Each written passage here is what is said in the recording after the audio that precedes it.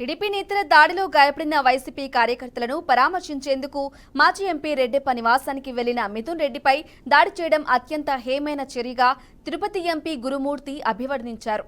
MP Mithun రెడ్డిపై దాడిని తీవ్రంగా ఖండించారు. ప్రజాస్వామ్యబద్ధంగా ఎన్నికైన ఒక పార్లమెంటు సభ్యునికే రక్షణ కల్పించలేని ఈ ప్రభుత్వం సామాన్య కార్యకర్తలకి ఏ విధమైన రక్షణ కల్పిస్తుందని ప్రశ్నించారు.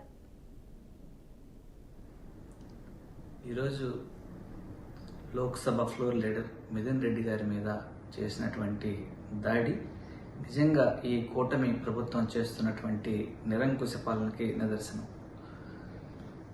ఒక పార్లమెంటు సభ్యుడు తన నియోజకవర్గ పరిధిలోని సమస్యలు తెలుసుకోవడానికి వెళితే రౌడీ మూకలతో రాళ్లదాడి చేయించడం అత్యంత హేయమైన చర్య. ఇలాంటి చర్యలు మానుకోవాలి. అలాగే మొన్న జరిగినటువంటి పెద్దలు విజయసాయిరెడ్డి గారి మీద మొన్నటి నుంచి జరుగుతున్నటువంటి మీడియాలో దాడి కానీ, అలాగే వినుకొండలో జరిగినటువంటి ఒక హత్య, వైఎస్ఆర్ కాంగ్రెస్ పార్టీ కార్యకర్తని చంపడం కానీ, ఇవన్నీ చూస్తుంటే భయకంపితులను చేసే విధంగా ప్రజల్ని వైఎస్ఆర్ కాంగ్రెస్ పార్టీ నాయకుల మీద వరుసగా దాడుల్ని ఆపకపోతే ప్రజలన్నీ అందరూ గమనిస్తున్నారు.